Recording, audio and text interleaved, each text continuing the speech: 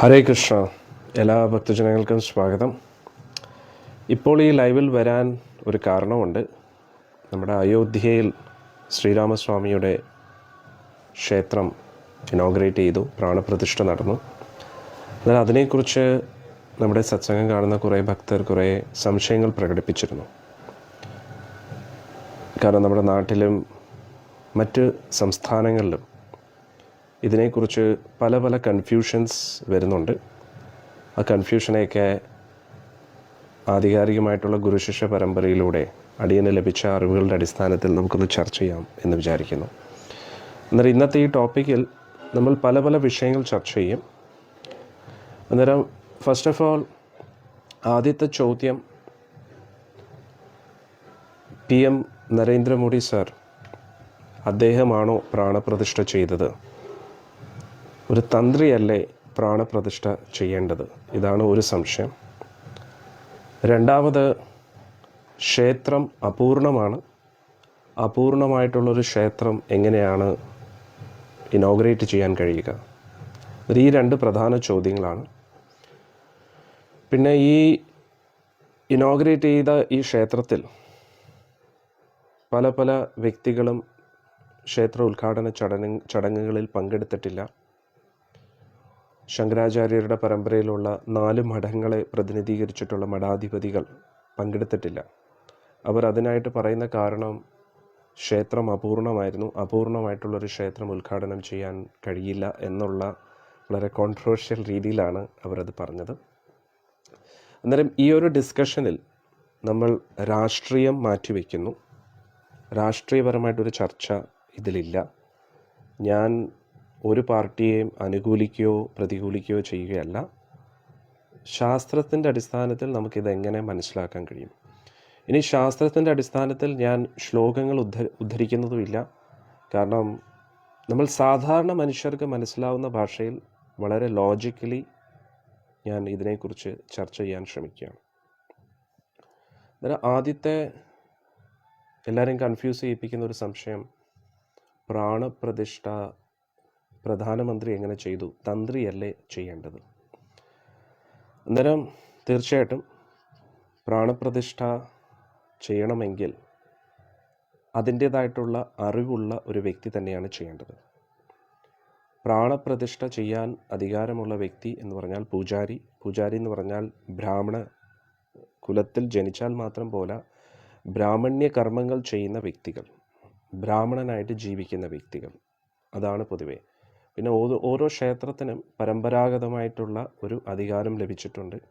കാരണം പുതിയൊരു പൂജാരിയെ കൊണ്ടുവരുന്നതിനെക്കാട്ടി വർഷങ്ങളായിട്ട് ആ ക്ഷേത്രമായിട്ട് ബന്ധപ്പെട്ട ആചാര അനുഷ്ഠാനങ്ങളെക്കുറിച്ച് പരിചയമുള്ള വ്യക്തികൾ, ഇപ്പം നമ്മുടെ ഗുരുവായൂർ നോക്കുകയാണെങ്കിലും പരമ്പരാഗതമായിട്ടുള്ള ഒരു കുലമുണ്ട്, നമ്പൂതിരി കുലം. അന്നേരം ആ ഒരു കുടുംബം, അവർക്കാണ് അതിൻ്റേതായിട്ടുള്ള പൂജാതി കർമ്മങ്ങൾക്കുള്ള അവകാശമുള്ളത്. എന്തുകൊണ്ട്? അത്രയും എക്സ്പീരിയൻസ് ഉണ്ടായതുകൊണ്ട്. അന്നേരം ജാതി മതത്തിനും അപ്പുറത്തായിട്ട് നമുക്ക് ആദ്യം ചിന്തിക്കേണ്ടത് അനുഭവ സമ്പന്നത. അന്നേരം ആ ക്ഷേത്രവുമായിട്ട് ബന്ധപ്പെട്ട അനുഭവം, കാലാകാലമായിട്ട് അവരുടെ അച്ഛൻ, അപ്പൂപ്പൻ, അങ്ങനെ പരമ്പരാഗതമായിട്ട് ആ ഒരു എക്സ്പീരിയൻസ് ഉണ്ടായതുകൊണ്ട് ആചാര അനുഷ്ഠാനങ്ങളെക്കുറിച്ച് കൂടുതൽ വ്യക്തതയുണ്ട്.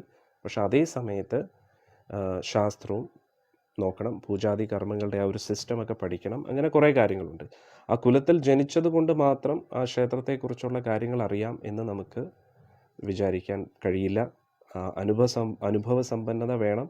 അതിനോടൊപ്പം തന്നെ ശാസ്ത്ര പഠനം വേണം. ഉദാഹരണത്തിനൊരു ഡോക്ടറിൻ്റെ മകൻ ഡോക്ടറാവാനുള്ള സാധ്യത കൂടുതലാണ്. പക്ഷേ ഡോക്ടറിൻ്റെ മകനായതുകൊണ്ട് മാത്രം ഡോക്ടറായി എന്നുമല്ല, അല്ലേ? എന്നാൽ അതേപോലെ ആ ഒരു പരമ്പരാഗതമായിട്ടുള്ള ഒരു പൂജാ പരമ്പര, പൂജാരിമാരുടെ ഒരു പാരമ്പര്യം, അതിനനുസരിച്ച് അതുകൂടാതെ ശാസ്ത്ര പഠനം, പിന്നെ അതുകൂടാതെ മേൽനോട്ടം വഹിക്കുന്ന വ്യക്തിക്ക് അതിലുള്ള അറിവുകൾ, അതൊക്കെ വളരെ ഇമ്പോർട്ടൻ്റ് ആണ്. ഇതെല്ലാം കൂടെ നമ്മൾ ഒത്തുകൂടി നോക്കിയതിന് ശേഷം ഒരു വ്യക്തിയുടെ മേൽനോട്ടത്തിലാണ് അത് നടക്കേണ്ടത്. അന്നേരം നമ്മൾ നോക്കുകയാണെങ്കിൽ അയോധ്യയിൽ പ്രാണപ്രതിഷ്ഠ ചെയ്തത് നരേന്ദ്രമോദി സാറല്ല. അദ്ദേഹം പ്രധാനമന്ത്രി എന്നുള്ള നിലയിൽ അവിടെ അതിൽ പങ്കെടുത്തു എന്നത് സത്യമാണ്. പക്ഷെ പ്രാണപ്രതിഷ്ഠയുടെ ആ പ്രോസസ്സ് നേരത്തെ കഴിഞ്ഞിരുന്നു. അതാണ് നമ്മൾ മനസ്സിലാക്കേണ്ടത്. ഞാൻ പറയുന്നു, ഇത് ഞാൻ ഒരു പാർട്ടിയെ അനുകൂലിച്ചോ പ്രതികൂലിച്ചോ പറയുന്നല്ല. പിന്നെ പ്രാണപ്രതിഷ്ഠ എന്ന് പറയുന്ന ഒരു സംഭവം എന്താണ്? പ്രാണെന്ന് പറഞ്ഞാൽ ജീവൻ. നമ്മുടെ ശരീരത്തിനകത്ത് ഈ ആത്മാവിരിക്കുന്നു. ആ ശരീരത്തിനകത്ത് ആത്മാവുള്ളപ്പോൾ പ്രാണനുണ്ട്. ശരീരത്തിനകത്ത് നിന്ന് ആത്മാവ് പോകുമ്പോൾ പ്രാണൻ പോയി. അന്നേരം അതേപോലെയല്ല പ്രാണപ്രതിഷ്ഠ വിഗ്രഹത്തിൽ നടത്തുന്നത്. അതേപോലെയാണ് നമ്മൾ വിചാരിക്കുന്നതെങ്കിലും അതേ ഒരു വാക്ക് തന്നെയാണ് ഉപയോഗിക്കുന്നതെങ്കിലും നമുക്ക് മനസ്സിലാക്കാൻ വേണ്ടി അങ്ങനെയുള്ള ഒരു ടേം യൂസ് ചെയ്യുന്നു എന്നേ ഉള്ളൂ. പക്ഷേ നമ്മുടെ ശരീരത്തിനകത്ത് നമ്മൾ ജനിക്കുന്നത് പോലെ, നമ്മൾ ഒരു അമ്മയുടെ ഗർഭത്തിനകത്ത് അച്ഛൻ്റെ ബീജത്തിലൂടെ പ്രവേശിക്കുന്ന പോലെ, ജീവൻ വയ്ക്കുന്നത് പോലെ അല്ല ഒരു വിഗ്രഹത്തിൽ പ്രാണപ്രതിഷ്ഠ നടത്തുന്നത്. പ്രാണപ്രതിഷ്ഠ എന്ന് പറയുമ്പോൾ തീർച്ചയായിട്ടും അർത്ഥം വെച്ച് നോക്കുമ്പോൾ ഏകദേശം ഒരേപോലെ തന്നെ ഇരിക്കും. വിഗ്രഹം എന്ന് പറയുമ്പോൾ ഒരു ശിലയാണ്. ആ ശിലയ്ക്ക് രൂപം കൊടുത്തു. ഇനി ആ ശിലയ്ക്ക്, ആ രൂപത്തിന് ആ ജീവൻ കൊടുക്കുന്നു എന്നാണ് പ്രാണപ്രതിഷ്ഠയിൽ ഉദ്ദേശിക്കുന്നത്. പക്ഷേ നമ്മളെപ്പോലെ ഒരു സാധാരണ മനുഷ്യനല്ല ഭഗവാൻ. രാമായണത്തിൽ വാൽമീകി ഋഷി ആദ്യം മുതലേ അത് പറയുന്നു. മനുഷ്യ അവതാരം എടുത്തു വരികയാണ് ഭഗവാൻ. ഭഗവാൻ എന്ന് പറയുന്നത് ഒരു വേറൊരു കാറ്റഗറിയാണ്. 84 ദശലക്ഷം ജീവിവർഗങ്ങളെക്കുറിച്ച് ശാസ്ത്രങ്ങളിൽ പറയുന്നുണ്ട്. ദേവന്മാർ, ഗന്ധർവന്മാർ, സിദ്ധന്മാർ, രാക്ഷസന്മാർ, നാഗലോകവാസികൾ. അന്നേരം മനുഷ്യർ എന്ന് പറയുന്നത് 84 ദശലക്ഷം ജീവിവർഗങ്ങളിൽ ഒരു വിഭാഗം. അന്നേരം ഭഗവാൻ മത്സ്യാവതാരം എടുക്കുന്നു. ദേവലോകത്തും ഭഗവാൻ അവതരിക്കുന്നു. അതേപോലെ മനുഷ്യനായിട്ട് ഭഗവാൻ ഈ ലോകത്തിൽ വന്നിരിക്കുകയാണ്. അതാണ് ശ്രീരാമാവതാരം. അന്നേരം ഭഗവാനാണ്. ഇനി ഭഗവാനെ നേരിട്ട് കാണാനുള്ള യോഗ്യത നമുക്കില്ല. നമുക്ക് ഈ കണ്ണ് വെച്ച് ഭഗവാനെ കാണാൻ കഴിയില്ല. കാരണം നമ്മൾ മനുഷ്യ കണ്ണുകളാണ്. അന്നേരം ഭഗവാൻ മനുഷ്യനെ പോലെ ഈ ലോകത്തിൽ വന്നു എങ്കിലും ഭഗവാൻ മനുഷ്യനല്ല. ഭഗവാനാണ്. ദേവനുമല്ല. ദേവന്മാർക്കും അപ്പുറത്തായിട്ടുള്ള സാക്ഷാൽ ഭഗവാനാണ്. അന്നേരം ഭഗവാൻ മനുഷ്യരുടെ ഇടയിലും ദേവന്മാരുടെ ഇടയിലും അസുരന്മാരുടെ ഇടയിലും ഭഗവാൻ മനുഷ്യരെ പോലെ തോന്നിക്കുന്ന രീതിയിൽ ഒരു രൂപം എടുത്തു വന്നു. അതിൻ്റെ അർത്ഥം ഭഗവാന് രൂപമില്ല എന്നുമല്ല. ശ്രീരാമ രൂപം എന്നെന്നും ഭഗവാൻ അയോധ്യയിലുണ്ട്. ഭഗവാൻ ആ ഒരു സുന്ദര രൂപം അവിടെ ഉണ്ട്. ആ രൂപത്തിൽ തന്നെ ഭഗവാൻ ഇങ്ങോട്ട് വരികയാണ്. അന്നേരം ഭഗവാൻ, ഇന്ന് രാവിലത്തെ സത്സംഗത്തിൽ ഞാൻ പറഞ്ഞു, ഭഗവാൻ വരുന്നതിന് മുമ്പേ ഭഗവാൻ ഇല്ല, ഭഗവാൻ പോയതിനു ശേഷം ഭഗവാൻ ഇല്ല എന്നല്ല. ഭഗവാൻ എന്നും ഉണ്ട്. സൂര്യൻ ഉദിക്കുന്നതും അസ്തമിക്കുന്നതും പോലെ നമ്മുടെ കൺമുന്നിൽ നിന്നും ഭഗവാൻ അപ്രത്യക്ഷമായെങ്കിലും ഭഗവാന്റെ സാന്നിധ്യം സർവ്വചരാചരങ്ങളിലും ഉണ്ട്. പക്ഷെ അത് അനുഭവിച്ചറിയാനുള്ള ഇന്ദ്രിയങ്ങൾ നമുക്കില്ല. കാരണം നമ്മുടെ ഇന്ദ്രിയങ്ങൾ വെച്ച് കൂടുതലും നമ്മൾ ആസ്വാദന വിഷയങ്ങളെയാണ് തേടിക്കൊണ്ടിരിക്കുന്നത്.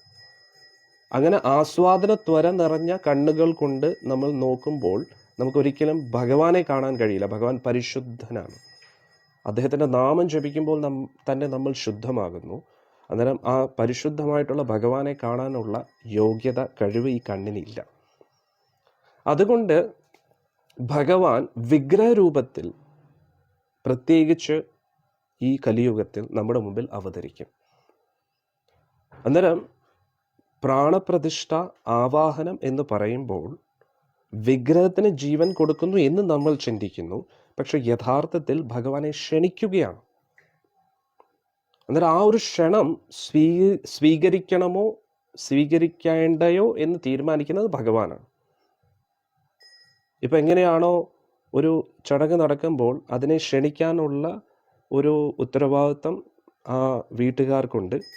പക്ഷെ ആ ക്ഷണത്തെ സ്വീകരിക്കുകയോ വേണ്ടയോ എന്ന് തീരുമാനിക്കേണ്ടത് അതിഥികളാണ്. അതേപോലെ ഒരു സ്ഥലത്ത്, ഇപ്പോൾ അയോധ്യ എന്ന് പറയുന്ന ഇത്രയും പുണ്യമായിട്ടുള്ളൊരു സ്ഥലത്ത് ഭഗവാന്റെ തന്നെ ഭൂലോക വൈകുണ്ഠത്തിലെ ഒരു ഭാഗം തന്നെയാണ്, ഭൂലോക വൈകുണ്ഠം തന്നെയാണ് അയോധ്യ.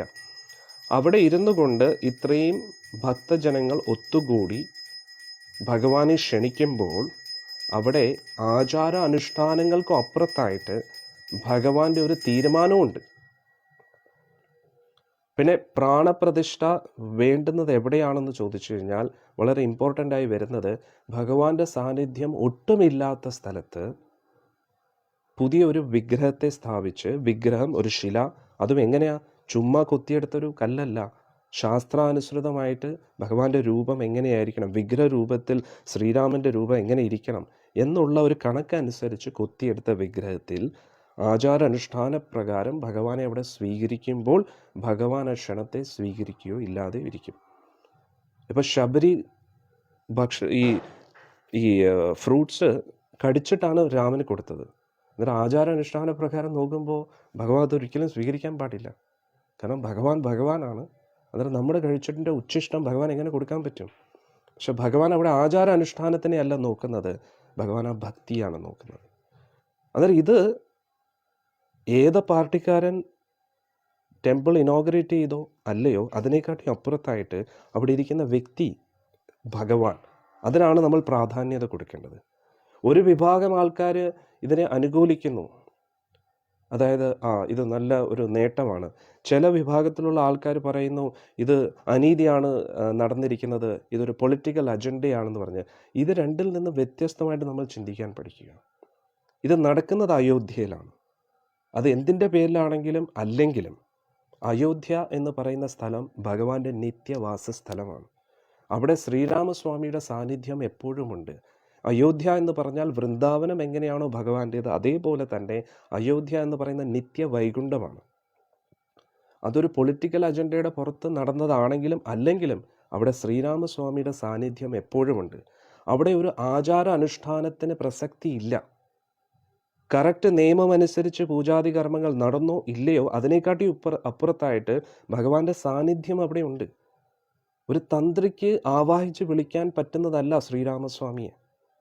ഗുരുവായൂർ പ്രതിഷ്ഠ നടത്തിയിരിക്കുന്നത് തന്ത്രിമാരല്ല. തന്ത്രിമാർ മേൽനോട്ടം വഹിക്കുന്നു. ആ ക്ഷേത്ര ആചാരങ്ങൾ മുന്നോട്ട് കറക്റ്റായിട്ട് മനുഷ്യർ ചെയ്യുന്നുണ്ടോ എന്ന് ഉറപ്പുവരുത്താൻ വേണ്ടിയാണ് തന്ത്രി. അല്ലാതെ തന്ത്രി അല്ല ഭഗവാനെ അവിടെ ഇരുത്തേണ്ടത്. അത് ഭഗവാനാണ് തീരുമാനിക്കേണ്ടത്. ഗുരുവായൂരിലെ വിഗ്രഹം പ്രതിഷ്ഠിച്ചിരിക്കുന്നത് തന്ത്രിമാരല്ല. ആ വിഗ്രഹം സാക്ഷാൽ ബ്രഹ്മദേവൻ പൂജിച്ചതാണ്, ദേവകിയും വസുദേവനും പൂജിച്ചതാണ്. ആ വിഗ്രഹത്തിനകത്ത് ഭഗവാൻ ഉണ്ട് എപ്പോഴും. സാളഗ്രാമ ശിലയിൽ പ്രാണപ്രതിഷ്ഠയുടെ ആവശ്യമില്ല. അന്നേരം പ്രാണപ്രതിഷ്ഠ എന്ന് ഉദ്ദേശിക്കുന്നത് നമ്മൾ ഉദ്ദേശിക്കുന്നതല്ല. ഒരു തന്ത്രിയല്ല ഭഗവാനെ അവിടെ ഇരുത്തുന്നത്. ഭഗവാൻ സ്വയം തീരുമാനിക്കണം. ഭഗവാന്റെ ഇഷ്ടമാണ് വരുന്നത്. സാക്ഷാൽ ദേവന്മാർ പോലും ക്ഷീരസാഗരത്തിൽ പോയി ഭഗവാനോട് അഭ്യർത്ഥിക്കുകയാണ്, ഭഗവാനെ ഭൂഭാരം കൂടുന്നു, അങ്ങയുടെ സാന്നിധ്യം വളരെ അത്യാവശ്യമാണ്, അങ്ങ് ദയവ് ചെയ്ത് ഈ ലോകത്തിൽ വരണം, കാരുണ്യപൂർവ്വം വരണം എന്ന് അഭ്യർത്ഥിക്കുകയാണ്. അന്നേരം ആ ക്ഷണത്തെ സ്വീകരിച്ച് ഭഗവാൻ വരികയാണ്. അന്നേരം വിഗ്രഹം എന്ന് പറയുന്നത് നമുക്ക് ഭഗവാനുമായിട്ട് കമ്മ്യൂണിക്കേറ്റ് ചെയ്യാനുള്ളൊരു വഴിയാണ്. അതിൻ്റെ അർത്ഥം വിഗ്രഹം ഭഗവാൻ അല്ല എന്നുമല്ല, വിഗ്രഹം സാക്ഷാൽ ഭഗവാൻ തന്നെയാണ്. ഭഗവാന്റെ സാന്നിധ്യം ഒരു വിഗ്രഹത്തിനകത്ത് വന്നു കഴിഞ്ഞാൽ ഭഗവാന്റെ തൃപ്പാദത്തിൽ ഒരു പുഷ്പം സമർപ്പിച്ചാൽ അത് ഭഗവാന്റെ തൃപ്പാദത്തിൽ സമർപ്പിക്കുന്നതിന് തുല്യമാണ്. അന്നേരം പൊളിറ്റിക്കൽ അജണ്ടയുടെ പേരിൽ നടന്ന പ്രതിഷ്ഠയാണെങ്കിലും അല്ലെങ്കിലും ഇത് അപൂർണമായിട്ടുള്ളൊരു ക്ഷേത്രം എന്നുള്ള ഒരു തെറ്റിദ്ധാരണ നമ്മൾ ഒരിക്കലും പുലർത്താൻ പാടില്ല. എന്തിൻ്റെ പേരിലാണെങ്കിലും അയോധ്യയിൽ ഭഗവാന്റെ സാന്നിധ്യം എപ്പോഴും ഉണ്ട്. അവിടെ ഒരു പ്രത്യേക ഔപചാരികപരമായിട്ടുള്ള ഒരു പ്രാണപ്രതിഷ്ഠയുടെ ആവശ്യമില്ല. സത്യം പറഞ്ഞാൽ എവിടെ ഇരുന്നാലും രാമനാമം ജപിച്ചാൽ അവിടെ ഭഗവാന്റെ സാന്നിധ്യം വരും. അന്നേരം പ്രത്യേകിച്ച് അയോധ്യയിൽ ഭഗവാന്റെ ജന്മസ്ഥലം എന്ന് അവകാശപ്പെടുന്ന ഭഗവാന്റെ ലീലകൾ നടന്ന ആ ഒരു അയോധ്യയിൽ ശ്രീരാമസ്വാമിയുടെ വിഗ്രഹം അവിടെ പ്രതിഷ്ഠിച്ച് എല്ലാവരുടെയും ശ്രദ്ധാകേന്ദ്രമായിട്ട് ഭഗവാനെ ആത്മാർത്ഥമായിട്ട് പ്രാർത്ഥിക്കുമ്പോൾ ഭഗവാൻ എന്തുകൊണ്ട് അവിടെ വരത്തില്ല? നരേന്ദ്രമോദി സാറല്ല ഈ ഭാരതത്തിലെ ഏറ്റവും പാവപ്പെട്ട ഒരു വ്യക്തിയാണെങ്കിൽ, ഒരു അധികാരവും സ്വത്തും അവകാശവും ഇല്ലാത്തൊരു വ്യക്തിയാണെങ്കിൽ പോലും ഹൃദയാംഗതമായിട്ട് രാമൻ വരൂ എന്ന് പറഞ്ഞാൽ എന്തുകൊണ്ട് വരത്തില്ല? അന്നേരം ഇത്രയും കോടാനുകോടി ജനങ്ങൾ ഒത്തൊരുമിച്ച് ഇവിടെ രാമന്റെ സ്ഥലമാണ്, രാമൻ വരണം എന്ന് പ്രാർത്ഥിച്ചാൽ എന്തുകൊണ്ട് രാമൻ വരത്തില്ല? അതൊരു പൊളിറ്റിക്കൽ അജണ്ട ആണെങ്കിൽ പോലും രാമന് വേണ്ടി ആയതുകൊണ്ട് അത് ശ്രേഷ്ഠമായി. പക്ഷെ എന്നിട്ടും ചില നിർഭാഗ്യരായിട്ടുള്ള വ്യക്തികൾ ആ ചടങ്ങിൽ പങ്കെടുക്കാതെ ഇതൊരു പൊളിറ്റിക്കൽ അജണ്ട എന്ന് പറഞ്ഞ് മാറി നിന്നു. പൊളിറ്റിക്സ് വേറെ, ഭക്തി വേറെ. ഇത് രണ്ടും വേറെ വേറെയാണ്. പിന്നെ നമ്മുടെ രാജ്യം എന്ന് പറയുന്ന സെക്യുലർ രാജ്യമാണ്. അത് തീർച്ചയായിട്ടും. എന്തുകൊണ്ട്? നമ്മുടെ ഭാരതത്തിൽ പല പല മതങ്ങളുണ്ട്, എല്ലാവർക്കും അവരുടെ അവകാശമുണ്ട്. അന്നേരം മതേതരം എന്ന് പറഞ്ഞതിൻ്റെ അർത്ഥം ഞാനൊരു മതത്തെയും അംഗീകരിക്കുന്നില്ല എന്നുമല്ല, അതും തെറ്റാണ്. സെക്യുലറിസം എന്ന് പറഞ്ഞാൽ നിരീശ്വരവാദമല്ല. യഥാർത്ഥ സെക്യുലറിസം എന്ന് പറഞ്ഞു കഴിഞ്ഞാൽ എനിക്കിഷ്ടമുള്ള മതം ഞാൻ സ്വീകരിക്കും, ഞാൻ അതിനെ ആചരിക്കും, ഞാൻ മറ്റൊരാളെ നിർബന്ധിക്കുന്നില്ല. പക്ഷെ അതിൻ്റെ അർത്ഥം ഞാനും ഏതെങ്കിലും ഒരു ധർമ്മത്തെ ആചരിക്കണമെന്നാണ്. സെക്യുലറിസത്തിൻ്റെ പേര് നിരീശ്വരവാദം എന്നല്ല. ഇതൊക്കെ നമ്മുടെ ശാസ്ത്രം, നമ്മുടെ എന്താ പറയുക, സംസ്കാരമാണ്, സംസ്കാരത്തിൻ്റെ ഭാഗമാണ് ക്ഷേത്ര ആരാധന. അത് നമ്മൾ എന്തിൻ്റെ പേരിലാണെങ്കിലും, അത് പൊളിറ്റിക്സിൻ്റെ പേരിൽ അത് നിരസിക്കുകയാണെങ്കിലും, അതിനെ നമ്മൾ സ്വീകരിക്കാതിരിക്കുകയാണെങ്കിൽ അതും തെറ്റാണ്. അതാണ് നമ്മൾ മനസ്സിലാക്കേണ്ടത്. എന്തിൻ്റെ പേരിലാണെങ്കിലും നല്ല കാര്യം നടക്കുന്നുണ്ടെങ്കിൽ അത് നമ്മൾ അംഗീകരിക്കാൻ പഠിക്കണം. ശ്രീരാമസ്വാമി എന്ന് പറയുന്നത് ഒരു പാർട്ടിയുടെ സ്വത്തല്ല, എല്ലാവരുടേതാണ്. ഒരു പാർട്ടി വിഭാഗം അങ്ങനെ തെറ്റിദ്ധരിപ്പിക്കാൻ ശ്രമിക്കുന്നുണ്ടെങ്കിലും നമ്മൾ അതിൻ്റെ പേരിൽ അതിനോട് നോ പറയുമ്പോൾ അന്നേരം തീർച്ചയായിട്ടും രാമൻ എല്ലാവരുടെ അല്ല എന്ന് നമുക്ക് എല്ലാവരുടെ അല്ല എന്ന് നമ്മൾ വിചാരിക്കുന്നു എന്നാണ് സത്യം. രാമൻ എല്ലാവരുടേതാണ്. അത് റിജക്റ്റ് ചെയ്യുമ്പോൾ ഇപ്പോൾ ഇതിൻ്റെ പേരിൽ പൊളിറ്റിക്കൽ അജണ്ടയുടെ ഭാഗമാണ് അയോധ്യ എന്ന് പറഞ്ഞ് അയോധ്യയിൽ പോയി രാമനെ കാണാതിരിക്കുകയാണെങ്കിൽ അതിൻ്റെ അർത്ഥം നമുക്ക് ഇതുവരെ രാമനെ മനസ്സിലായിട്ടില്ല എന്നാണ് മനസ്സിലാക്കേണ്ടത്. രണ്ട് ഭാഗത്തും തെറ്റുണ്ട്. അതുകൊണ്ട് പ്രാണപ്രതിഷ്ഠയിൽ ഒരു തെറ്റും അയോധ്യയിൽ നടന്നിട്ടില്ല. തന്ത്രി ചെയ്തില്ല എന്ന് നമ്മൾ വിചാരിക്കുന്നു. പിന്നെ വിധിക്ക് കുറേ വ്യത്യാസമുണ്ട്. നമ്മുടെ നാട്ടിൽ നടക്കുന്ന വിധി എന്ന് പറഞ്ഞാൽ തന്ത്രവിധിയാണ്. അന്നേരം പൂജാതി തന്ത്രങ്ങൾ അറിയുന്ന വ്യക്തിയാണ് തന്ത്രി. നോർത്ത് ഇന്ത്യയിൽ പാഞ്ചരാത്രിക വിധിയാണ്. ഇത് രണ്ടിനെ കുറിച്ച് നമ്മൾ മനസ്സിലാക്കണം. അന്നേരം നമ്മൾ ഫോളോ ചെയ്യുന്ന അതേ രീതിയിൽ തന്നെ എല്ലായിടത്തും നടക്കണമെന്നില്ല. ഇത് രണ്ടും വേദങ്ങളിൽ നിന്ന് തന്നെയാണ് വരുന്നത്. നമുക്കറിയാവുന്നത് മാത്രമാണ് പരമസത്യം, ബാക്കിയെല്ലാം തെറ്റാണെന്ന് വിചാരിക്കുന്ന ഏറ്റവും വലിയ മണ്ടത്തരമാണ്. ഭഗവാൻ പറഞ്ഞു ഈ രീതിയിൽ തന്ത്രവിധിയിലൂടെ എന്നെ പൂജിക്കാം, പാഞ്ചരാത്രിക വിധിയിലൂടെ എന്നെ പൂജിക്കാം, ഇതിലൂടെ മാത്രം എന്നെ പൂജിച്ചാലേ ഭഗവാൻ വരും എന്നുമില്ല. കുറൂരമ്മ തന്ത്രവിധിയോ പാഞ്ചരാത്രിക വിധിയോ ഒന്നും പറയാതെ വീട്ടിലിരിക്കുകയാണ്. അവർ ഭഗവാന്റെ നാമമാണ് ജപിക്കുന്നത്. മഞ്ജുള എന്തോ തന്ത്രിയായിരുന്നോ? മഞ്ജുളയുടെ കൂട്ടത്തിൽ എപ്പോഴും ഭഗവാൻ ഉണ്ടായിരുന്നു. കുറൂരമ്മയുടെ കൂട്ടത്തിൽ എപ്പോഴും ഭഗവാൻ ഉണ്ടായിരുന്നു. ഈ തന്ത്രവിധികൾക്കൊക്കെ അപ്പുറത്താണ് ഭഗവാൻ. ഭഗവാൻ ഭക്തിയാണ് നോക്കുന്നത്.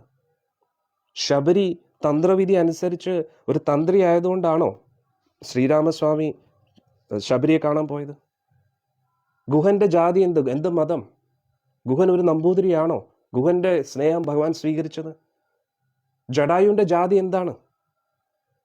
ജടായു ഒരു പക്ഷിയല്ലേ? സാക്ഷാൽ രാക്ഷസനായിട്ടുള്ള രാവണൻ ഇത്രയും ദ്രോഹം ചെയ്തിട്ടും ഭഗവാൻ എന്താ പറയുന്നത്? രാവണൻ എല്ലാ തെറ്റുകളും മനസ്സിലാക്കി ക്ഷമ ചോദിക്കുകയാണെങ്കിൽ രാവണനെ സ്വീകരിക്കാനും ഞാൻ തയ്യാറാണ് എന്നാണ് ശ്രീരാമസ്വാമി പറയുന്നത്. അന്നേരം അവിടെ എന്ത് അപൂർണതയാണ് വരുന്നത്? ശങ്കരമഠത്തിലെ ചില മഠാധിപതികൾ പറയുന്നു ക്ഷേത്രം അപൂർണമാണെന്ന്.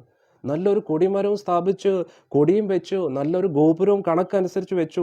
പക്ഷെ അകത്ത് ഭഗവാന്റെ വിഗ്രഹം പേരിന് വേണ്ടി മാത്രം കൊത്തി വെച്ചിരിക്കുന്നു. അവിടെ ഭക്തരില്ലെങ്കിൽ പിന്നെ ആ ക്ഷേത്രം കൊണ്ട് എന്താണ് പ്രയോജനം? അവിടുത്തെ പൂർണ്ണത എന്ന് പറയുന്ന അകത്തിരിക്കുന്ന ഭഗവാനാണ്, അല്ലാതെ ക്ഷേത്രത്തിന്റെ സ്ട്രക്ചർ അല്ല. ക്ഷേത്രത്തിന്റെ സ്ട്രക്ചർ ഇമ്പോർട്ടൻ്റ് ആണ്, പക്ഷേ അതൊക്കെ ക്ഷേത്രത്തിനുള്ള അലങ്കാരങ്ങളാണ്. അതിന് അതിൻ്റെതായിട്ടുള്ള സയന്റിഫിക് പ്രോസസ് ഉണ്ട്. ഇപ്പം ഞാൻ ഈ ശരീരത്തിലിരിക്കുന്ന വസ്ത്രം, ഈ തിലക്, ഇതെല്ലാം ഇതിൻ്റെ അലങ്കാരമാണ്. പക്ഷെ ഈ ശരീരമല്ലേ ഈ ഒരു വ്യക്തിയാക്കുന്നത്? അതേപോലെ അകത്തിരിക്കുന്ന ഭഗവാനാണ് പ്രധാന വ്യക്തി. ക്ഷേത്രം എത്ര വലുതാണോ അല്ലെങ്കിൽ കണക്കൊക്കെ കറക്റ്റാണോ, അതിനെക്കാട്ടി ഇമ്പോർട്ടൻ്റ് അകത്തിരിക്കുന്ന ദേവൻ നമ്മുടെ പ്രവൃത്തിയിൽ സന്തുഷ്ടനാണോ എന്നാണ് എൻ്റെ ചോദ്യം. ഇത്രയും കണക്കനുസരിച്ച് എത്രയോ ക്ഷേത്രങ്ങൾ ഇന്ന് നമ്മുടെ ഭാരതത്തിലുണ്ട്. എന്നിട്ട് എന്തുകൊണ്ട് ഇത്രയും അനീതി അധർമ്മവും നടക്കുന്നു? കാരണം പ്രധാനമായിട്ട് നമ്മൾ ഇത് എന്തിനു വേണ്ടിയാണ് ചെയ്യുന്നത് എന്ന് നമ്മൾ മനസ്സിലാക്കുന്നില്ല. ഉടുപ്പി ശ്രീകൃഷ്ണസ്വാമി ക്ഷേത്രത്തിൽ നോക്കിക്കഴിഞ്ഞാൽ പ്രതിഷ്ഠ കിഴക്കോട്ടായിരുന്നു. കനകദാസൻ എന്ന് പറയുന്ന ഭക്തൻ ഭഗവാനെ കാണാൻ ആഗ്രഹത്തോടുകൂടി വന്നു. നമ്പൂതിരിമാരെല്ലാം തടഞ്ഞു.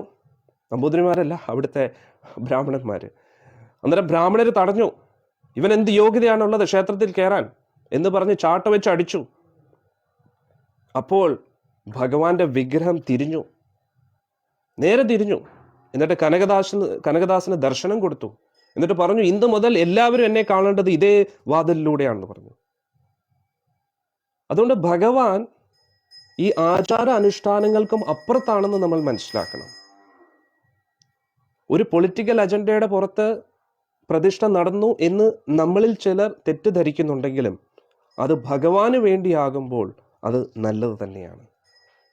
അതുകൊണ്ട് അതൊരു പൊളിറ്റിക്കൽ അജണ്ടയാണ് എന്ന് പറഞ്ഞ് നമ്മൾ അയോധ്യയിൽ പോകാതിരിക്കുന്നത് നമ്മൾ മണ്ടന്മാരാകുകയാണ്.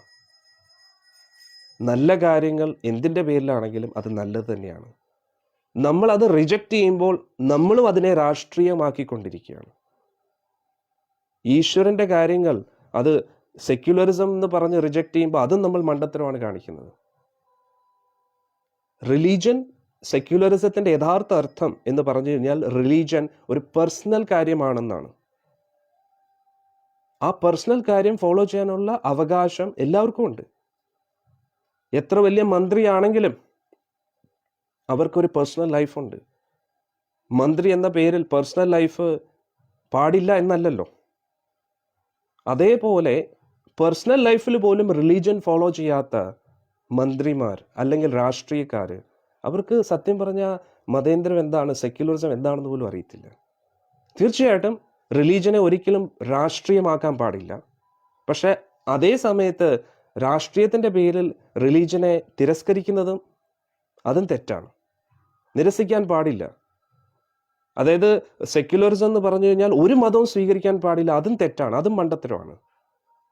ഇനി മതം എന്ന് പറയുന്നത് ഒരു പാർട്ടിക്കാരുടെ മാത്രമാണ്, അങ്ങനെയും പറയാൻ പാടില്ല. ഇത് രണ്ടും തെറ്റാണ്. സെക്യുലറിസത്തിൻ്റെ യഥാർത്ഥ അർത്ഥം എന്ന് പറഞ്ഞാൽ എല്ലാവരുടെയും അവരുടെ ജീവിതത്തിൽ പേഴ്സണലി ഒരു റിലീജിയൻ ഫോളോ ചെയ്യണം. ഇനി ചില ആൾക്കാർ പറയും റിലീജിയൻ്റെ പേരിലാണ് ഇത്രയും അടി നടക്കുന്നത്. റിലീജിയൻ്റെ പേരിൽ ഒരു അടി നടക്കുന്നില്ല. അതൊക്കെ മതഭ്രാന്താണ്. യഥാർത്ഥ മതം ഒരിക്കലും ആരെയും ദ്രോഹിക്കാൻ പഠിപ്പിക്കുന്നില്ല.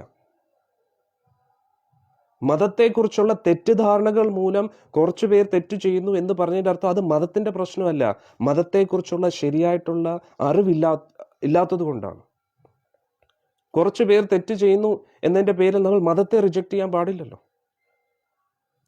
കള്ളനോട്ടുണ്ട്, അതിൻ്റെ അർത്ഥം ഒറിജിനൽ നോട്ട് ഇല്ല എന്നല്ലല്ലോ. ഒറിജിനൽ ഉണ്ടായതുകൊണ്ടല്ലേ കള്ളനോട്ടും വന്നത്. അതേപോലെ ഒറിജിനൽ ധർമ്മമുണ്ട്, ഒറിജിനൽ ഭക്തിയുണ്ട്. ആ ഒറിജിനൽ ഭക്തിയെ മനസ്സിലാക്കൂ. കള്ളഭക്തിയാണ് നമ്മൾ കാണുന്നത് എന്നതിൻ്റെ പേരിൽ എല്ലാം കള്ളഭക്തിയാണെന്ന് വിചാരിക്കുന്നത് തെറ്റാണ്. യഥാർത്ഥ ഭക്തിയെ മനസ്സിലാക്കാനുള്ള ഒരു അന്വേഷണം നമ്മുടെ ഉള്ളിലുണ്ടായിരിക്കണം. അല്ലാതെ രാഷ്ട്രീയത്തിൻ്റെ പേരിലും മതഭ്രാന്താണ് ഇത് എന്നതിൻ്റെ പേരിൽ നമ്മൾ മനുഷ്യത്വം മാത്രമേ ഫോളോ ചെയ്യൂ എന്നതിൻ്റെ ഒരു മുഖമുടി ധരിച്ചുകൊണ്ട് മനുഷ്യത്വം പോലും ഇല്ലാത്ത അതും തെറ്റാണ്. യഥാർത്ഥത്തിൽ എല്ലാ മതവും നമ്മളെ പഠിപ്പിക്കുന്നത് എല്ലാവരെയും സഹജീവികളെയും ബഹുമാനിക്കുക എന്നതാണ്. ശങ്കരാചാര്യർ പറയുന്ന അഹം ബ്രഹ്മാസ്മി, എല്ലാ ജീവജാലങ്ങളുടെ ഉള്ളിലും ആ ബ്രഹ്മമുണ്ട്. ബ്രഹ്മം എന്ന് പറഞ്ഞാൽ ആത്മീയമായിട്ടുള്ള വസ്തു, ആത്മാവ് വരുന്ന പരമാത്മാവിൽ നിന്നാണ്. ഭഗവത്ഗീത പണ്ഡിത സമദർശന, എല്ലാവരും തുല്യമായിട്ട് കാണൂ എന്നാണ്. തുല്യമായിട്ട് കാണൂ എന്ന് പറഞ്ഞതിൻ്റെ അർത്ഥം ഒരു ഓഫീസിലെ ഓണറിന് ഒരു സ്ഥാനം, ഓണറിന് കൊടുക്കുന്ന അതേ സ്ഥാനം തന്നെ അവിടെ ഒരു ഓഫീസിൽ വർക്ക് ചെയ്യുന്ന ആൾക്കും കൊടുക്കാൻ പറ്റുമോ? അവിടെ പക്ഷാഭേദം കാണിക്കുകയല്ല. ഓണർ അത് ആ ഓഫീസ് നടത്തിക്കൊണ്ടു പോകുന്നു. ആ വ്യക്തിക്ക് ഒരു ചുമതലയുണ്ട്, ആ റോൾ അങ്ങനെയാണ്, ഒരു മാനേജറിയൽ റോളുണ്ട്. എങ്കിലേ ആ ഓഫീസ് നടത്തിക്കൊണ്ട് പോകാൻ പറ്റൂ. ഇനി അവിടെ ജോലി ചെയ്യുന്ന വ്യക്തിക്ക് അവരുടേതായിട്ടുള്ള ഒരു ജോലിയുണ്ട്. അന്നേരം എല്ലാവരും അവരവരുടെ കഴിവനുസരിച്ച് അവർ പ്രവർത്തിക്കണം. എന്നിട്ട് മൊത്തത്തിൽ ഇത് സമൂഹത്തിന് വേണ്ടിയാണ്. അതുകൊണ്ട് ഒരു ധർമ്മവും ജാതിയുടെ അടിസ്ഥാനത്തിലോ മതത്തിൻ്റെ അടിസ്ഥാനത്തിലോ മറ്റൊരാളെ ദ്രോഹിക്കാൻ പറയുന്നില്ല. എല്ലാവരും അവരവരുടെ പ്രവൃത്തിക്കനുസരിച്ച്, അവരുടെ ഗുണങ്ങൾക്കനുസരിച്ച് സമൂഹത്തിന് വേണ്ടി നന്മ ചെയ്യുക, ഒത്തൊരുമിച്ച് പോവുക എന്നതാണ്. ഇപ്പോൾ ഒരേ അച്ഛൻ്റെ മക്കൾ, എല്ലാ മക്കൾക്കും ഒരേ കഴിവുകൾ കാണത്തില്ല. പക്ഷെ ഒരു വ്യക്തിക്ക് കഴിവുണ്ട്, മറ്റൊരു വ്യക്തിക്ക് കഴിവില്ല എന്നതിൻ്റെ അർത്ഥം മറ്റവർ ഉപയോഗശൂന്യരാണ്, യൂസ്ലെസ് ആണ് എന്നല്ലല്ലോ. എല്ലാവരും സഹോദരന്മാരാണ്. പക്ഷെ അതേ സമയത്ത് ഒരു വ്യക്തിക്ക് കഴിവുണ്ട്, ആ കഴിവിനെ അച്ഛനമ്മമാർ അംഗീകരിക്കുന്നില്ല. മറ്റു വ്യക്തിക്ക് കഴിവില്ല, അതുകൊണ്ട് നീയും കഴിവില്ലാത്തവനെ പോലെ ജീവിക്കണം എന്ന് പറയുന്നതും ശരിയല്ലല്ലോ.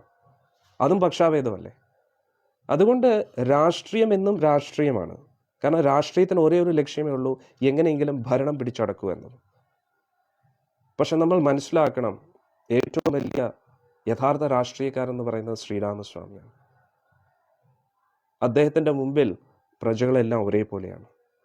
പ്രജകളിൽ വെച്ച് ഒരാൾ പോലും അദ്ദേഹത്തിൻ്റെ സ്വന്തം ഭാര്യ, പ്രാണന് തുല്യം സ്നേഹിക്കുന്ന സീതാദേവിയെക്കുറിച്ച് കുറ്റം പറഞ്ഞപ്പോൾ അത് ശ്രീരാമസ്വാമി എന്ത് ചെയ്തു? പ്രജകളുടെ സന്തോഷത്തിന് വേണ്ടി സ്വന്തം ഭാര്യയെ വരെ ഉപേക്ഷിക്കാൻ തയ്യാറായി. അതാണ് യഥാർത്ഥ രാഷ്ട്രീയക്കാരൻ. നമ്മൾ കാണുന്ന രാഷ്ട്രീയക്കാർ രാഷ്ട്രീയം മാത്രമേ നമ്മൾ കാണുന്നുള്ളൂ. പക്ഷേ ഒരു ജനപ്രതിനിധിയെ നമ്മൾ അതിൻ്റെ ഇടയിൽ കാണാൻ കഴിയില്ല. സാക്ഷാൽ ശ്രീരാമസ്വാമിക്ക് പട്ടാഭിഷേകം നിശ്ചയിക്കപ്പെട്ടു. അടുത്ത ദിവസം രാമൻ്റെ പട്ടാഭിഷേകം നടക്കേണ്ടതാണ്. പക്ഷേ ഏതാനും നിമിഷങ്ങൾക്ക് ശേഷം പിറ്റേ ദിവസം തന്നെ രാമനോട് പറഞ്ഞു, നീ വനവാസത്തിന് പോകണമെന്ന്. രണ്ടും ഭഗവാൻ ഒരേപോലെ സ്വീകരിച്ചു. ഏറ്റവും കൂടുതൽ ജനപിന്തുണ ഉള്ള വ്യക്തിയായിരുന്നു ശ്രീരാമസ്വാമി. അദ്ദേഹത്തിന് വേണമെങ്കിൽ പറയായിരുന്നു, എന്നോട് എനിക്കെതിരെ അനീതിയാണ് നടന്നിരിക്കുന്നത്, അതുകൊണ്ട് നിങ്ങളെല്ലാവരും എന്നെ അനുകൂലിക്കണം, അതുകൊണ്ട് ഭരതനെയും കൈകേയും ഞാൻ ഇതാ കാരാഗ്രഹത്തിൽ അടയ്ക്കാൻ പോകുന്നു. അച്ഛൻ ദശരഥ മഹാരാജാവും അത് പറഞ്ഞു, നീ വേണമെങ്കിൽ എന്നെ ബന്ദിയാക്കിക്കോളൂ, നിന്റെ ഭാഗത്താണ് ധർമ്മമെന്ന് എനിക്കറിയാം. പക്ഷെ ശ്രീരാമസ്വാമി പറഞ്ഞു, അല്ല, അത് ശരിയല്ല. അച്ഛൻ അമ്മയ്ക്കൊരു വാക്ക് കൊടുത്തു, അതുകൊണ്ട് ഞാൻ അത് പാലിക്കുക എന്നത് എൻ്റെ കർത്തവ്യമാണെന്ന് പറഞ്ഞു. എന്നാൽ നമ്മൾ മനസ്സിലാക്കുക, ഭഗവാൻ ഒരിക്കലും ഒരു രാഷ്ട്രീയ അജണ്ടയല്ല. രാഷ്ട്രീയ അജണ്ടയുടെ പേരിലാണ് ഈ ക്ഷേത്രം നിർമ്മിക്കപ്പെട്ടത് എന്നതിൻ്റെ പേരിൽ ആ ക്ഷേത്രത്തെ നമ്മൾ റിജക്റ്റ് ചെയ്യുന്നത് ഏറ്റവും വലിയ തെറ്റാണ്.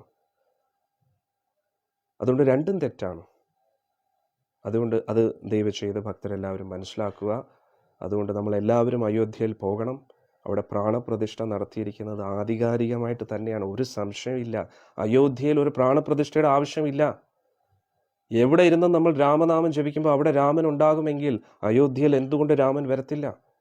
ആധികാരികമായിട്ടുള്ള രീതിയിൽ തന്നെയാണ് അവിടെ വിഗ്രഹത്തെ പ്രതിഷ്ഠിച്ചിരിക്കുന്നത്. നമ്മുടെ നോട്ടത്തിൽ വെച്ച് നോക്കുമ്പോൾ അവിടെ ഈ തന്ത്രിയിൽ ആ തന്ത്രിയിൽ, അവിടെ തന്ത്രിയുടെ ആവശ്യം എന്താണ്? തന്ത്രി എന്ന് പറയുമ്പോൾ എന്താണ്? ഈ തന്ത്രികൾ പ്രതിഷ്ഠിക്കുന്ന എല്ലാ ക്ഷേത്രങ്ങളിലും ഭഗവാന്റെ സാന്നിധ്യം വളരെ ശക്തമാകണമെന്നുണ്ടോ?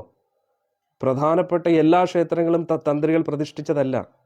തന്ത്രികളല്ല അവിടെ ആവാഹനം ചെയ്തിരിക്കുന്നത്. ദൈവന്റെ സാന്നിധ്യം സ്വയം വന്നിട്ടുള്ള സ്വയംഭൂ ക്ഷേത്രങ്ങളാണ്. അതിനെയാണ് ദിവ്യദേശങ്ങൾ എന്ന് പറയുന്നത്. ഒരു തന്ത്രിയുടെ പാണ്ഡിത്യം കൊണ്ടല്ല ഈശ്വരൻ വരുന്നത്. ഈശ്വരൻ ഒരു ഭക്തന്റെ വിളി കേട്ടിട്ടാണ് വരുന്നത്. അല്ലാതെ ആചാരാനുഷ്ഠാനങ്ങളുടെ കറക്റ്റായിട്ട് മന്ത്രം ഉച്ചരിക്കുന്നുണ്ടോ, കറക്റ്റ് സമയം കാലം നോക്കുന്നുണ്ടോ, ഇതൊക്കെ ഔപചാരികതയാണ്. ഈ ഔപചാരികതയ്ക്കും അപ്പുറത്താണ് ഭഗവാനുമായിട്ടുള്ള ഒരു ആത്മബന്ധം. എത്രയോ ഭക്തർ ഒത്തുകൂടി അവിടെ രാമനാമം ജപിക്കുമ്പോൾ എന്തുകൊണ്ട് ഭഗവാൻ വരത്തില്ല? എന്നാലും ആധികാരികമായിട്ടുള്ള പരമ്പരാഗതമായിട്ടുള്ള വർഷങ്ങൾക്ക് മുമ്പേ അവിടെ ക്ഷേത്രം ഉണ്ടായിരുന്നു. ഭഗവാന്റെ സാന്നിധ്യം അവിടെ ഉണ്ടായിരുന്നു. ഭഗവാന്റെ ലീലകൾ നടന്ന സ്ഥലമാണ്. അവിടെ ഭഗവാന്റെ പ്രാണപ്രതിഷ്ഠയുടെ ആവശ്യം എന്താണ്? പക്ഷെ എന്നാലും വിഗ്രഹത്തിൽ പ്രാണപ്രതിഷ്ഠ ചെയ്തു. പ്രാണപ്രതിഷ്ഠ ചെയ്തത് നരേന്ദ്രമോദി സാറല്ല.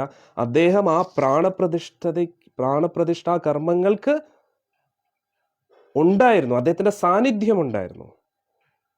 ഇപ്പോൾ ഒരു യജ്ഞം ചെയ്യുമ്പോൾ യജ്ഞം ചെയ്യുന്ന ആ വ്യക്തി അല്ല യജ്ഞം ചെയ്യുന്നത്, അത് യജമാനനായിട്ട് ഇരിക്കുന്നു. ആ യജമാനെ മുൻനിർത്തി ആ കുടുംബത്തിന് വേണ്ടി യജ്ഞം ചെയ്യുന്ന പുരോഹിതൻ വേറെയാണ്. അങ്ങനെ ആ യജ്ഞത്തിന് യജമാനനായിട്ടിരിക്കുമായിരുന്നു പ്രൈം മിനിസ്റ്റർ സർ. അതിൻ്റെ അർത്ഥം പ്രാണപ്രതിഷ്ഠാ കർമ്മം അദ്ദേഹം ചെയ്തു എന്നാണോ? ആ ഒരു ആരോപണം നിരർത്ഥകമാണ്. ഒന്ന്, പ്രാണപ്രതിഷ്ഠയുടെ ആവശ്യമില്ല, കാരണം അയോധ്യയാണ്. അവിടെ ഭഗവാന്റെ സാന്നിധ്യം എപ്പോഴും ഉള്ളതാണ്. ഭഗവാന്റെ സാന്നിധ്യം ഇല്ലാത്ത സ്ഥലത്താണ് ഭഗവാന്റെ വിഗ്രഹത്തിൽ ഭഗവാനെ ക്ഷണിക്കേണ്ട ആവശ്യം. ഇത് ഭഗവാന്റെ സ്വന്തം സ്ഥലമാണ്, ഭഗവാൻ നിത്യവും വസിക്കുന്ന സ്ഥലമാണ്. അയോധ്യ എന്ന് പറയുന്നത് വൈകുണ്ഠം തന്നെയാണ്. എന്നാൽ അവിടെ പ്രാണപ്രതിഷ്ഠയുടെ ആവശ്യമില്ല. പക്ഷെ എന്നിരുന്നാലും അവിടെ പ്രാണപ്രതിഷ്ഠാ കർമ്മവും ആ ഭഗവാന്റെ പൂജാതി കർമ്മങ്ങൾ വർഷങ്ങളായിട്ട് ചെയ്തുകൊണ്ടിരുന്ന അതേ പരമ്പര ആചാര്യന്മാർ തന്നെയാണ് ചെയ്തത്. പക്ഷെ ഇതിനെപ്പോലും വ്യക്തമായിട്ട് മനസ്സിലാക്കാതെ പല പല മഠത്തിലുള്ള മഠാധിപതികൾ ഇത്രയും മൂഢത്തരം എന്തിനാണ് കാണിച്ചതെന്ന് എനിക്കറിഞ്ഞൂടെ.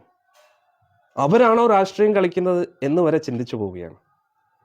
അവരിതിനെ ഒരു രാഷ്ട്രീയമാക്കിക്കൊണ്ടിരിക്കുന്നു എന്നൊരു ചോദ്യമാണ്. അതാണ് നമ്മൾ മനസ്സിലാക്കേണ്ടത്. ഇനി ക്ഷേത്രത്തിന്റെ അപൂർണത, അതും നിരർത്ഥകമാണ്. എത്ര കറക്റ്റായിട്ടുള്ള ആ കൊടിമരം അതും ഇതുമൊക്കെ ഉണ്ടെങ്കിലും അകത്തിരിക്കുന്ന ഭഗവാനാണ് ഏറ്റവും ഇമ്പോർട്ടൻറ്റ്. കൊടിമരത്തിന്റെ വലിപ്പം നോക്കിയിട്ടോ കൊടിമരത്തിന്റെ കണക്ക് നോക്കിയിട്ടോ അല്ല ഭഗവാൻ അവിടെ ഇരിക്കുന്നത്. ഇതെല്ലാം കറക്റ്റ് കണക്കാണെങ്കിൽ പോലും അകത്തിരിക്കുന്ന ഭഗവാന്റെ കണക്കുകൂട്ടലൊന്നും അനുസരിച്ചല്ല എല്ലാം ചെയ്യുന്നതെങ്കിൽ ഭഗവാൻ എന്തിനവിടെ ഇരിക്കണം? വില്ലുമംഗലം സ്വാമിയാർ ഗുരുവായൂർ ക്ഷേത്രത്തിൽ വന്നപ്പം ഭഗവാൻ ഒരിക്കൽ അവിടെ ഇല്ലായിരുന്നു. ഭഗവാൻ നോക്കിയപ്പോൾ മഞ്ജുളാലിൻ്റെ അവിടെ ഇരുന്ന് മഞ്ജുളയായിട്ട് കല്ല് കളിച്ചുകൊണ്ടിരിക്കുകയാണ്. അവിടെ പൂജാതി കർമ്മങ്ങളൊക്കെ നടക്കുന്നുണ്ട്. പക്ഷെ ഭഗവാൻ അവിടെ ഇരിക്കണമെന്ന് എന്താ നിർബന്ധം? ആവാഹിച്ചു വെച്ചു എന്നതിൻ്റെ അർത്ഥം ഭഗവാൻ എപ്പോഴും അതിനകത്ത് ഇരിക്കണമെന്നല്ല. ഭഗവാൻ അവിടുന്ന് പോയാലും ഭഗവാൻ അനുഗ്രഹിക്കാൻ കഴിയത്തില്ല എന്നല്ല. ഭഗവാൻ സർവ്വവ്യാപിയാണ്. ഈ പ്രപഞ്ചം മുഴുവൻ നിറഞ്ഞു നിൽക്കുകയാണ് ഭഗവാൻ. ഭഗവാനെ ഒരു സ്ഥലത്ത് നമുക്ക് പിടിച്ചു വെക്കാൻ കഴിയില്ല. ഇനി നമ്മുടെ വീടുകളിൽ പ്രാണപ്രതിഷ്ഠ ചെയ്തിട്ടാണോ ഭഗവാൻ ഇരിക്കുന്നത്? നമ്മുടെ വീട്ടിൽ സന്തോഷത്തോടുകൂടിയും ഭക്തിയോടുകൂടിയും ഭഗവാന് നാമം ജപിച്ചുകൊണ്ടിരിക്കുമ്പോൾ അവിടെ വിളക്കത്തിയും അവിടെ കൃഷ്ണൻ ഇല്ലേ? രാമൻ ഇല്ലേ?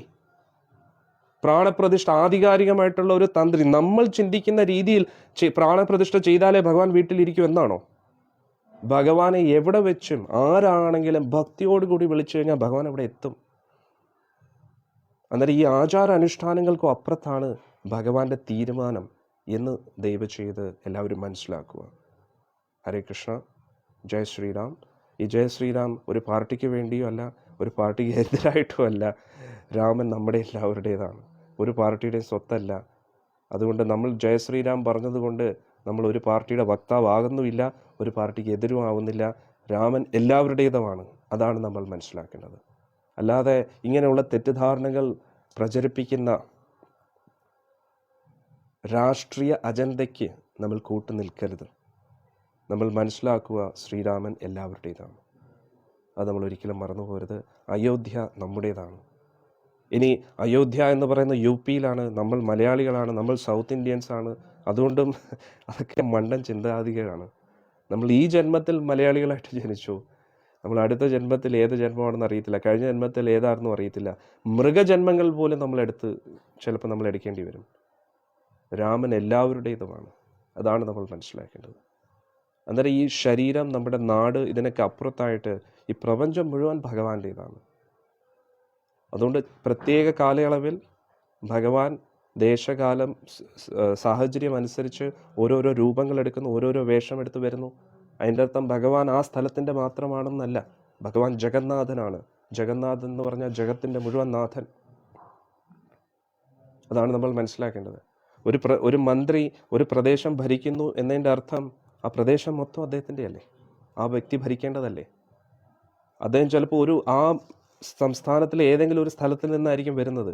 പക്ഷെ അതിൻ്റെ അർത്ഥം ആ വ്യക്തി ആ സ്ഥലത്തിൻ്റെ മാത്രമാണോ? ആ മന്ത്രിസ്ഥാനം നിർവഹിക്കുന്നിടത്തോളം കാലം ആ വ്യക്തി ആ മൊത്തം ആ രാജ്യത്തിൻ്റെ സ്വത്താണ്. അന്നേരം ആ ഒരു വ്യക്തി ആ രാജ്യത്തിൻ്റെ സേവകനാണ്. അന്നേരം എന്തിൻ്റെ പേരിലാണെങ്കിലും അയോധ്യ എന്ന് പറയുന്നത് രാമൻ്റെ തന്നെയാണ്. അയോധ്യയിൽ രാമൻ എപ്പോഴും ഉണ്ട്, നേരത്തെ ഉണ്ടായിരുന്നു, പ്രതിഷ്ഠയ്ക്ക് മുമ്പേ ഉണ്ട്, പ്രതിഷ്ഠയ്ക്ക് ശേഷമുണ്ട്, എപ്പോഴും ഉണ്ട്. അതുകൊണ്ട് ഒരു കാരണവശാലും അയോധ്യയിൽ ഒന്നിൻ്റെ പേരിലും പോകാതിരിക്കരുത്. അത് ഏറ്റവും വലിയ മണ്ടത്തരമായിരിക്കും എന്നാണ് ഞാൻ നിങ്ങളോട് പറയാൻ ഉദ്ദേശിക്കുന്നത്. ജയ് ശ്രീറാം.